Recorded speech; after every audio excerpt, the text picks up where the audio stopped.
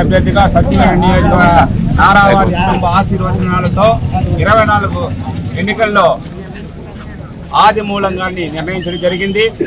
అధిష్టాన ఆదేశాలను తుంగలో తొక్కి తెలుగుదేశం పార్టీకి పనిచేయకుండా ఇండిపెండెంట్ అభ్యర్థి అయిన యాతాటి రమేష్ బాబు గారికి ఈ రాష్ట్రంలోనే 175 నియోజకవర్గాల్లో ఒక కుటుంబానికి 2 పర్యాలుగా ఒకే 3 నెలల వ్యవధిలో నారా చంద్రబాబు నాయుడు తెలుగుదేశం పార్టీ సచివుడు ఇన్ఛార్జిని ఇస్తే ఆ కుటుంబంలో తల్లి కూతురు ఇద్దరు కూడా తెలుగుదేశం పార్టీని చెట్టు పేరు చెప్పి కాయలు అమ్ముకున్న వ్యక్తి, ఆ చెట్టునే నరకాలు చూసే వ్యక్తులు ఈ రోజు ఇన్ఛార్జి కావాలంటే ఏ మోహం పెట్టుకొని అధిష్టానం దగ్గర ప్రాధేయపడుతున్నారు నాకైతే అర్థం కాలేదు.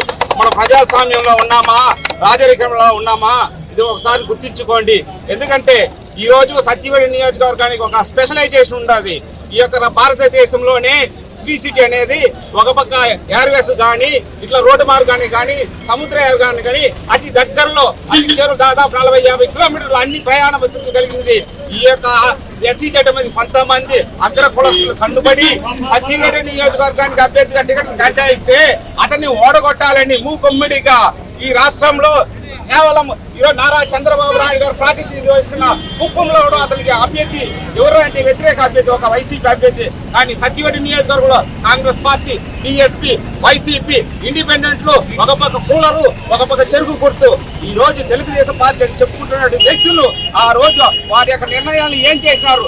మీరు దొంగలతోకి కోట్లాది కోట్ల రూపాయలు అతను చేతులు తీసి ఈ తెలుగుదేశం పార్టీకి ఓడగొట్టాలని మీరు కంకణం కట్టుకున్నారు. అయినా కూడా తెలుగు జాతికి దళిత అభివృద్ధి జాతి పట్టుకున్న ఏకైక వ్యక్తి ఆది మూలంగాన్ని గుర్తించి ఆశీర్వచనాలతో నారా చంద్రబాబు నాయుడు కుటుంబ సభ్యుల అండదండలతో వారిని గెలిపించారు.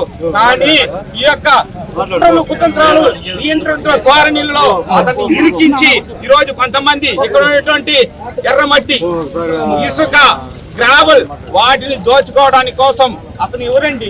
ఈ రాష్ట్రంలో శాసనాలు చేసేది శాసనసభ్యుడు. ఎమ్మెల్యేలు అసెంబ్లీకి వెళ్తారు, పరిశీలనకు వెళ్తాడా, కోఆర్డినేటర్ వెళ్తారా? మేము ఒకటే ప్రశ్నిస్తున్నాం ఈ సందర్భంగా.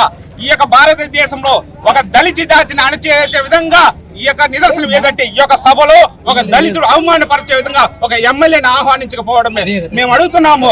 మీరు ఈ రోజు చంద్రశేఖర్ నాయుడు గాని శ్రీపతి బాబు గారి తీసుకున్నారు కదా, ఇక్కడ తీసుకునే ముందు నువ్వెందుకు అసెంబ్లీలో పిలుచుకో? కొనేటి ఆదిమూల గారు శాసనసభ్య స్థానంలో వారిద్దరిని కూర్చోబెట్టి మీరు శాసనాలు చేయగలరా? ఇదేనా చంద్రబాబు గారు మీ యొక్క రాజనీతి? ఒకసారి ఆలోచించండి. ఒక దళిత బిడ్డని ఇంతమంది అవమానపరుస్తామంటే నడిగొట్టిన 170 ఎక్కడా లేదు. సత్యవేడు తెలుగుదేశం పార్టీ కార్యాలయాన్ని లక్షలాది రూపాయలకి ఆ యొక్క యాతాటి రమేష్ బాబు గారు అమ్ముకున్న కుటుంబాన్ని ఈరోజు లోపల పెట్టుంటారు.